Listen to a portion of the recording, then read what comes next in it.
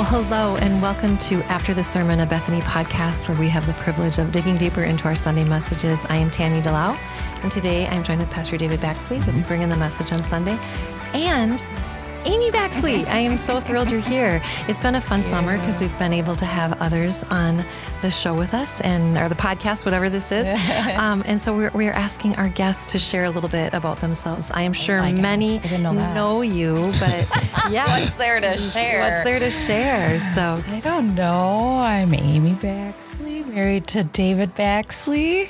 I have two children, Brianna, who is 32 now, and Desmond, who is 9, and a granddaughter, Charlotte. Okay.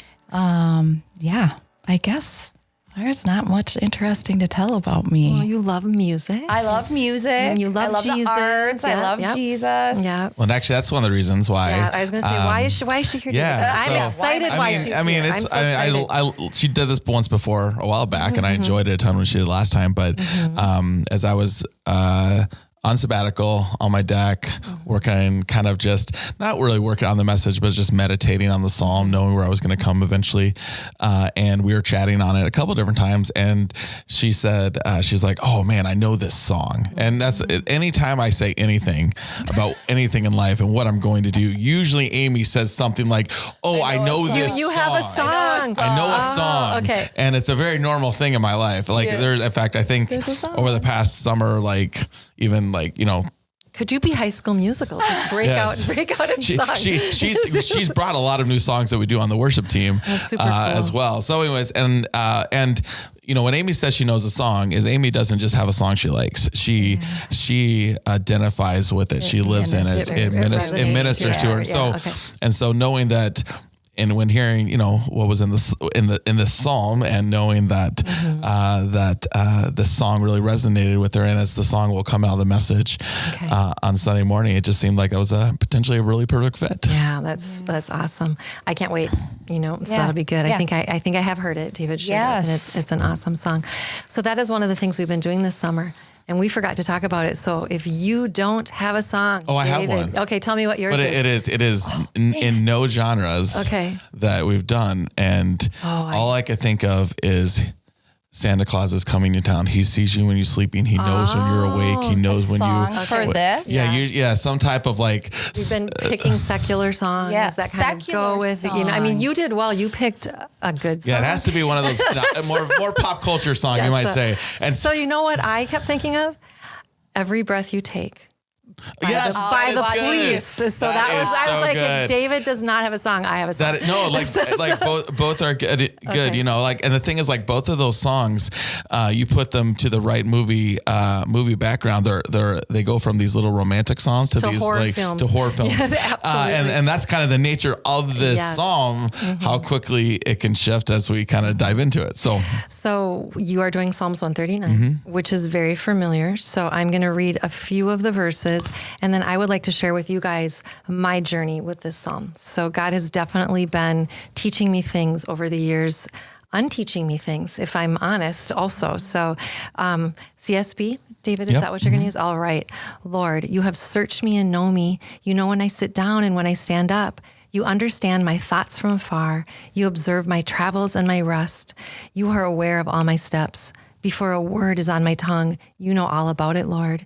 You have encircled me. You have placed your hand on me. This wondrous knowledge is beyond me, is too lofty. I am unable to reach it. I'm not going to read the next verse because that's part of my journey, because the tone that I would use on those verses would be very different than I think the tone actually is. And I know we're going to talk about that. So I'm going to skip those verses. And then we've got, starting at verse 13, for it was you who created my inward parts. You knit me together in my mother's womb. And that's wonderful, talking about how God created us. And then down at the bottom, search me, God, and know my heart. Test me and know my concerns. See if there is any offensive way in me. Lead me in the way everlasting. And so my journey to share with you guys is I'm I confessed a while ago that I was in a gang. Now I'm going to confess that I was in a puppet ministry. So in the 80s, imagine me, Gang high 2.0. school, in high school with my puppet, singing. I don't even know, Aim, I think you're probably too young for this too. Kelly Willard was an artist years ago. And so we would sing Kelly Willard songs. I don't know who she is either, So, and I loved her. And so in the 90s, she came out with a song, Where Can I Go From Your Spirit? And it's all about Psalms 139, and it's very sweet, and it makes you feel like, where can I go? You are everywhere, and I know you.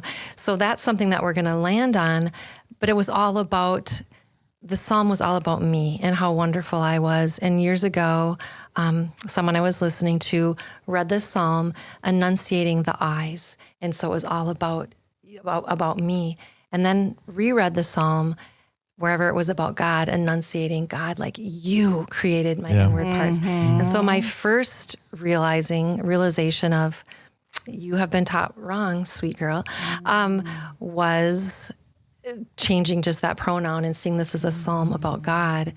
But you've really challenged me. Being part of preaching team, the next challenge has been the fact that David asked the question, where can I hide? Where can I flee? Where can I escape? Yeah. Those are strong words. And why did David want to do that? So. It was interesting. So I knew where I was going to go. I knew the preaching schedule before I went on sabbatical. And so I'd done a little prep work. And if you were to look at what my initial outline was in May versus where God really shook me up when I came back in August, and I think it started to shake me up actually during the summer as I was just getting to slow down and just rest with God. Is that when I come to we first 6 verses we read, wonderfully amazed that God He's always knows, He's always there, like the Santa Claus moment song, right there, sees everything, knows everything. And then we get to this next verse, and David it says, so where can I go to escape your presence, your spirit? Where can I flee from your presence? In verse 11, surely I can even tell myself the darkness will hide me and the light can be like night around me. And then he says, but even God sees all of that. And I was here and I was like, and I was just meditating, and I just felt like Spirit was really challenging me. He's like, David, why would anybody flee from the presence of God? Mm-hmm.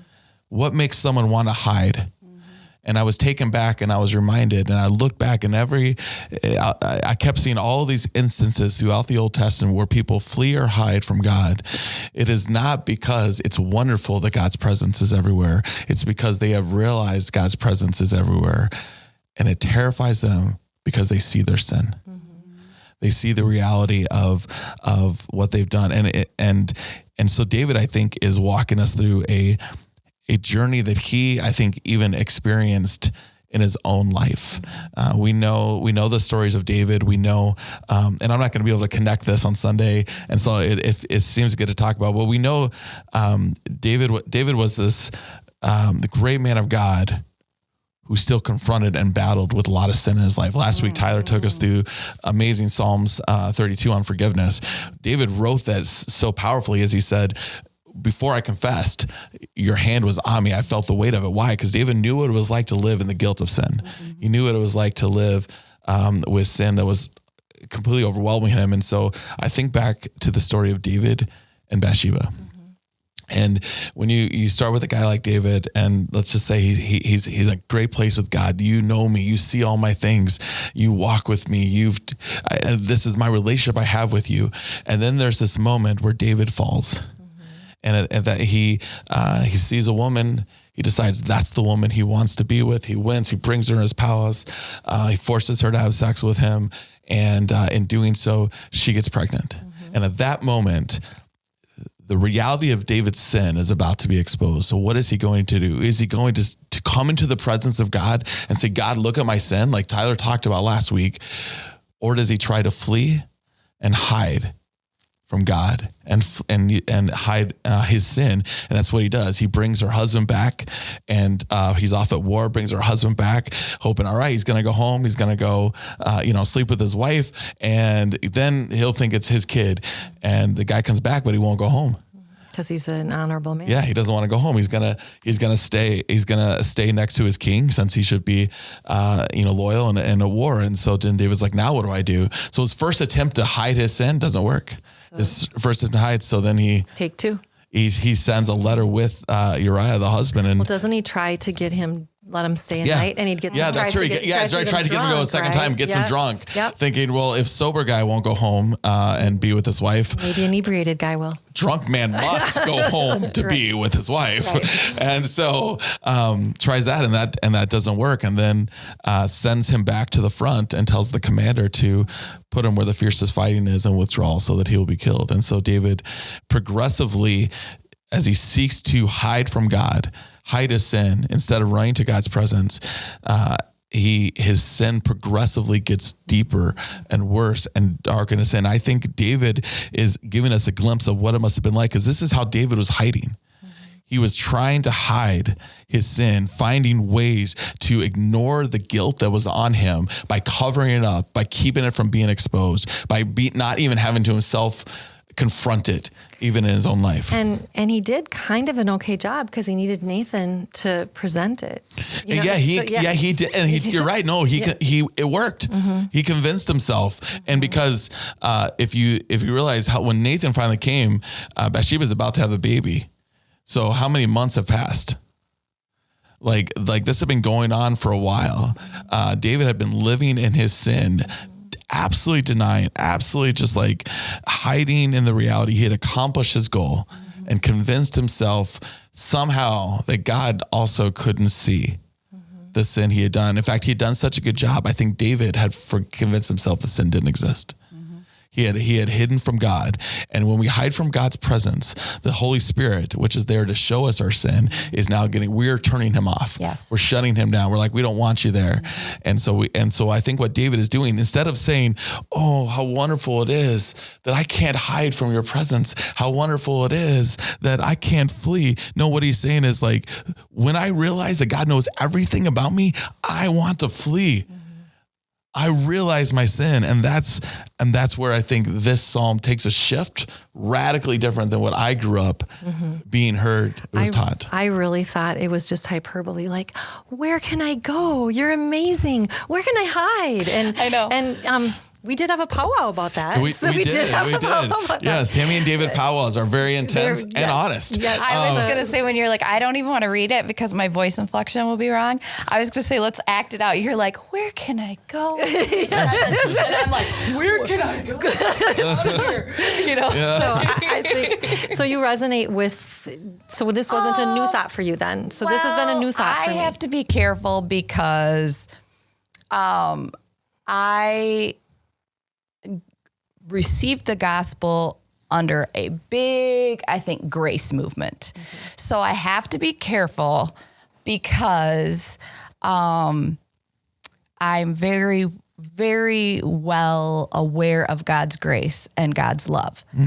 But I know that I have struggled where it's more for me, like not wanting to deal with it. Okay. Like, I know it's there. I know God loves me. I know there are consequences to sin. For me, well, I'll put it this way. It's easier to look at it. When I was an early believer, like a brand new believer, I got saved in my late 20s, and I went to my first like evangelical church out of a traditional denomination.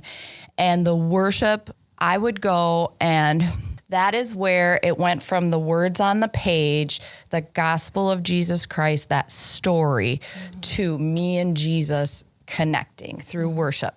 And I felt the presence of the Lord in worship.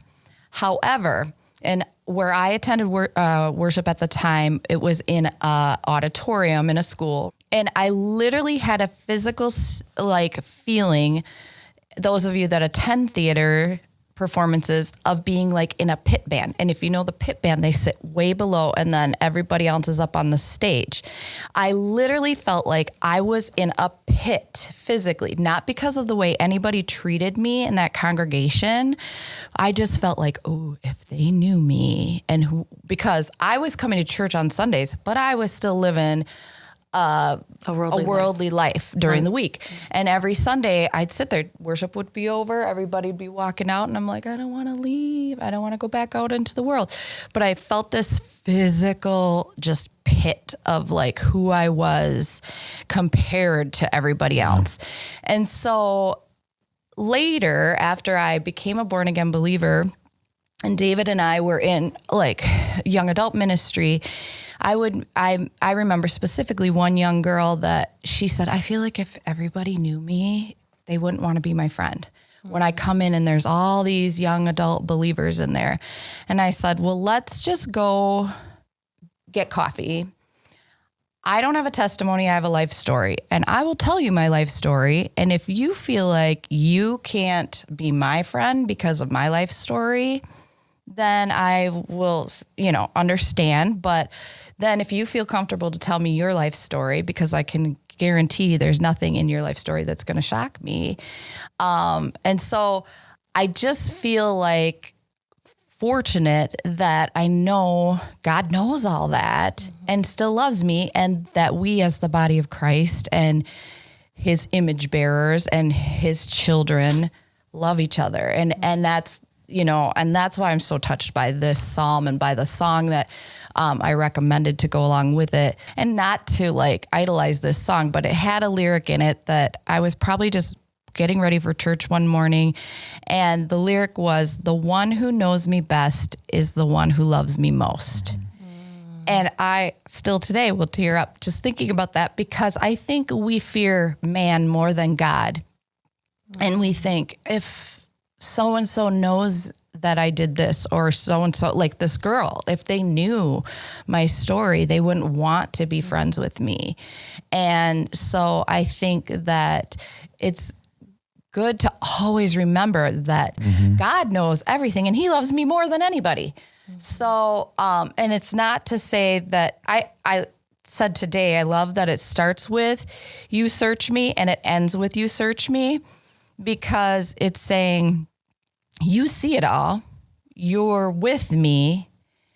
You continue to see it all. I want you to see it all, because what we're going to do is you're not going to say, I don't love you anymore. You're going to say, we're going to work on it together. I'm here to help refine you. I'm here.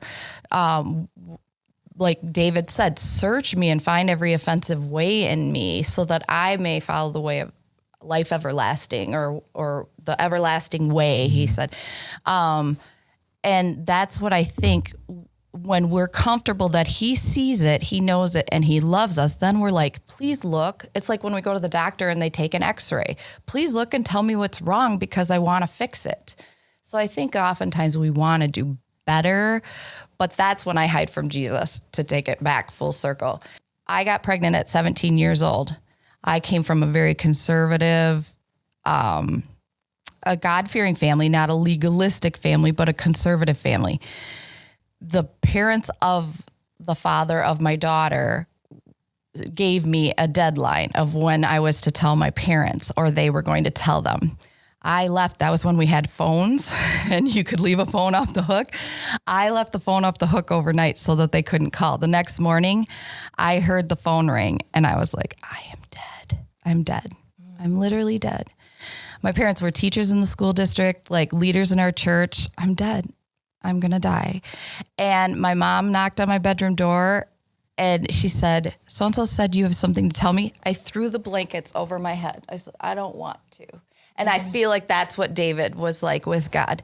He was like, God's like, David, we got to talk about this stuff that's been going on. And David's like, I don't want to. I don't want to deal. I don't want to face you. I'm so ashamed. I know I'm in trouble. I did all these bad things.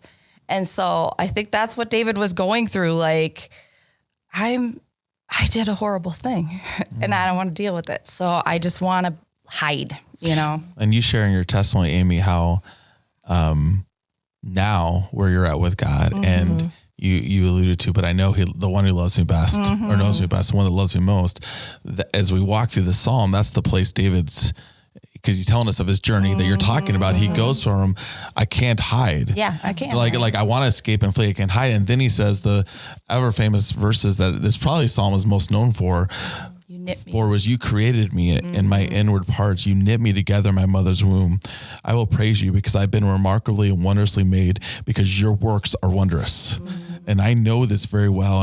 And I was not hidden from you in secret. In fact, you saw when I was formless all the days that I would do, meaning everything I would do. You saw it already. It's not just that you've seen me do these things.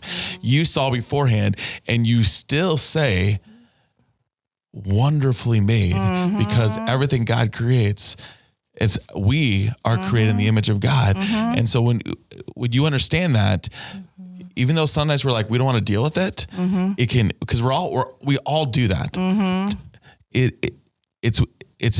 the next thing of realizing, but God says, I am wonderfully made by him. He is inviting me to say, you're my child. I know you. I love you.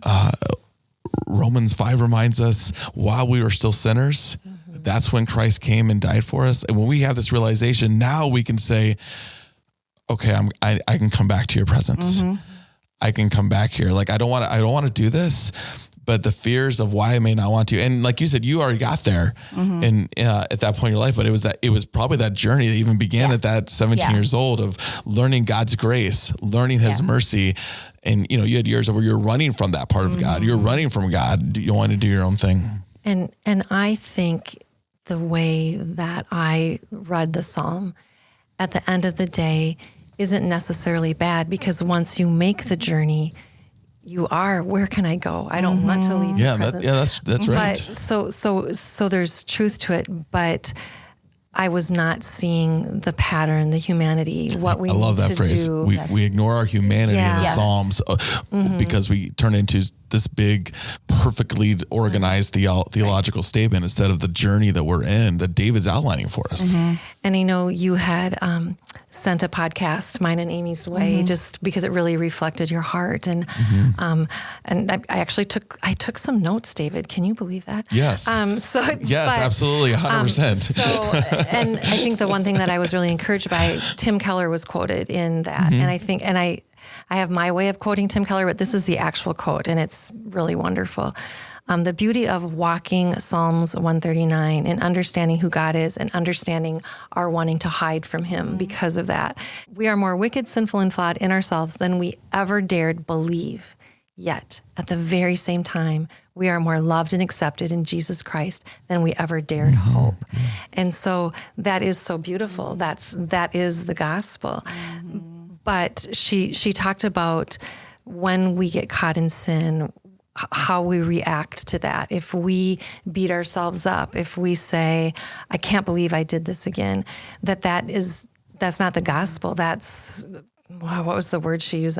She called it a works righteousness-based mentality versus the gospel. Get up each day and we got to do it again. I have been there. I have been at places in my life where, like, oh man, I sinned. And I see that sin and I'm like, I need to go a couple of days without sinning. Right. So that I can now go tell God I'm sorry for that sin. Yeah. Oh. And I found myself doing that, and that's the works-based thing. It's like until I think I'm I've proven myself to God, I can't come into his presence, and I have to like prove it, and then I can come and say like, hey, see, I'm serious. Like as if God doesn't know my heart. So if I'm faking, God knows. I can't. My works aren't gonna like make God deceive God anymore than coming right there in that moment, even in my imperfection. And I think that's the beauty of the Psalm. If God already knows the imperfections, you can come in the imperfections. In fact, that's how the Psalm is closing. Yes. The Psalm is closing. I have imperfections. I am extremely broken. He says, search me, know my heart, test me, know my concerns, see any, and this is a great word, offensive way. Yes. So God, all the things in me that I know are offensive to you, show me, so that can be led by you out of that. And the phrase I'm using in my message is so that I live in the wonderful creation that you've in the way you have wonderfully created me to be in your presence. I live not because I'm wonderful. I perverted the wonderful thing God did, but because he is wonderful, he is merciful, he is holy, he is righteous, he is just, he's done all this. He's imparted his righteousness to me. I'm not righteous, but when Jesus died, he now allowed me to take on righteousness that I have no way of even maintaining, deserving, or owning, because I'm still going to sin, and it gets to become my identity. And there's a line in the song, Amy, that jumps out to me. You quoted one of them, but the other line in the song we're singing on Sunday that just jumps out to me is that, I'm not quoting it correctly, but when he sees me, he doesn't see my sin. He sees Jesus and the righteousness that Jesus has put on me. And so then we say, God, show me my sin. Why? Because I know it's there. You've already seen it. You know it's there. You're not defining me by that in that moment, but still, and this is the important part, you call me to confront it. The thing the cheap grace, and Amy, you kind of alluded to that at one point, that we sometimes can live in, is that we love this psalm and we stop it. Marvelous are your works. Right. I am wonderful. Period. I've ended the psalm. It's about God being so wonderful that he created me. And so I see his image. And then as a believer who's come to God through Jesus Christ, his righteousness. And so instead of ending with, wow, he's made this wonderful creation, I end with, God made it wonderfully. So I want to live in that. So search me, God. And David says right before he says, search me, is God, I want to hate sin the way you hate it.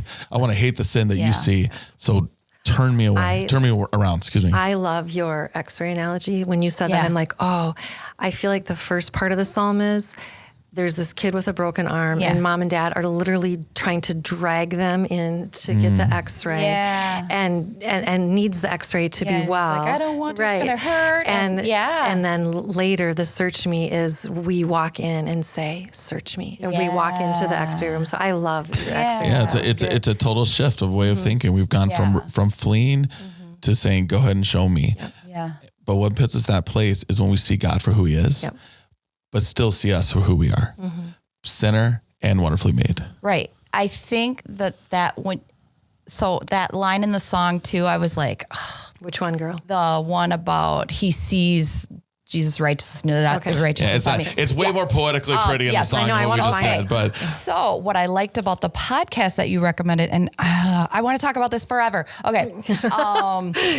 Was they were talking about that he's not loving us in spite of our sin, and he's not loving us not seeing our sin. He sees our sin and loves us. So, we talk about the pure, spotless bride and that we take on the righteousness of Christ and whatever, but he searches us. He still knows the sin. Yeah, and he loves us. God sees you right where you're at, and he knows every rust and dent and whatever, or every sin. This is who you are. And when he created us this was one thing I took away. I don't know. You know how those things are there, they're truth, you know them, but you don't really know them until you sit on it. For me, it was our names were written in the book of life before creation. So not only I am an adopted child. So not only did he plan for me to be conceived in a sinful act, and one of my children, and the other one was unplanned by us, but we're very thankful for him. So 3 unplanned pregnancies just in my lineage. He planned those. He knows every word that's come out of my mouth, like before the world was created. I feel like it's important to acknowledge that he sees it all. He's not blinded. Like Jesus doesn't stand in the way and block us, I guess. It's really, no, and that's I agree with what you're saying, but what you're saying is so important, Amy. It's let us not, if we create an image of God that God no longer sees or cares about the sin because he sees Jesus, we do create a false gospel on that. That is not, takes away from that searching at the beginning and the end of that psalm that we're going to do. That's exactly right. That's why I think that's why people like to put the period at the end of the first single day you knew me, I'm wonderfully made. And the period wants to start there. In fact, I would say this next part, most people don't know because these first 3 are just so good. We're fine with them, but you're right. We have to come back and say, in the safety of being wonderfully made by you, loved and accepted, that safety cannot make me feel safe to be whoever I want. Yes. The safety has to make me at a place where I want to come and have you form me to be whoever you want. And all the things that are there, the offensive things that I don't even see. We talked about this in our own grow group last week, Psalms 19, where David says, God, show me even the sins I don't even realize I'm committing. I mean, that's just a place of saying, God, like he's not even trying to deal with guilt. He wants to be holy. He wants to be like Jesus. He wants to live and honor God with his life. He's like, show me all the sins I don't even know are there, and the ones that I do know are there. Oh God, protect me from ever going back to them. Keep me from rebelling against you in that way. David is echoing that same type of thing here. He's just saying, so you are the searcher. Search me. You are the knower. Show me what you know that I don't know. Why do I want you to do that? So that I, in your grace and mercy that you're showing me, I walk out of that sin. Remember we said last week in the podcast, this is like the part 2 of Tyler's sin. Yes. Tyler really showed us why our lack of willing to confess our sin to God can weigh us down and break our fellowship with God. Now David is showing us, here's the path of how we get to the place of knowing why we can be safe when we come to confess. In fact, even before we confess, because maybe we don't see, so safe that I don't just feel safe to confess the sins I'm aware of, so safe with God that I'm willing to say, God, show me the sins I'm not even aware of, because I feel so safe with you that I'm willing to lay all these things out there, even see where I've been wrong and stupid and foolish that I didn't even realize it. And in your mercy, you're going to lead me out of it. And I want you to lead me out of it. So I hate sin that you hate, and I love what you love. And that's the heart of the Psalm. Totally the heart of the Psalm. But in our busy, we go from thing to thing. For God to do that, for him to show us, we need to be still, and we need to take time. That's good. And that's hard. It's hard to find that time. Yes. On my walk this morning, I literally pictured us like, where can I hide from your presence? And on this, and sitting, search me. We say, search me, God, at the end of our Bible study. Okay. And then on with the next thing. Search me, Lord. Amen. Yep. Search me, Lord. Boom. Okay. And then, he didn't reveal anything. And I pictured it like Pigpen. Remember Pigpen from Charlie Brown? Absolutely. He had that cloud of whatever around him. I feel like that's the way we are. We have the cloud of, here's children's ministry, and here's I'm so busy in I'm serving on this committee and that committee, and I'm going and doing this at the school, and blah, blah, blah, blah, blah. And God's not going to see me in that. So he can't search me, in that cloud of busyness. I feel like, but yeah, it's like, search me. Okay. You can search me again tomorrow, God. And I think that's, Tyler talked about that last week too. In the same way, we want to daily confess. We want to daily ask God to search. And it does take time. The sweetest thing about the sabbatical for me, I mentioned this 2 weeks ago, I think in the podcast, was how much time I had to sit to be still. Lord, yes. And the thing is, the mistake is believing that only can happen on a sabbatical, because that time exists elsewhere, but other things just have to go. Yep. And they're there that can go away. The problem is not a lack of time. It's a lack of priority. And so as we sit in a Psalm like this, I'm excited about Sunday. I'm excited to go sit there, and hang out. And, I think that's a great way to close, is whatever we do with this, it's not going to be a 5-minute Devo. It's going to be time to sit with God. And when we sit with God, we get honest about when to run. He can speak back to remind us we're wonderfully made. And then we say, God, so show me I'm safe. And then he says, let me show you, and I'll show you where to go. That takes time. But the life-defining change that could give us is unimaginable. Absolutely. If we could slow down and experience it. So that is my prayer as you do this, because Psalms 139 is so familiar to all of us, that it will ring clear, because I think it was ringing for me all the years I was studying, but it's ringing just a little clear this week. I think it's so easy for us to think, been there, done that, we know that song. Yeah. So I'm thrilled that this is the one that you chose. Right. So thank you for joining us, Amy. It was fun to have you on. And thank you for joining us. Have a great week. Bye-bye.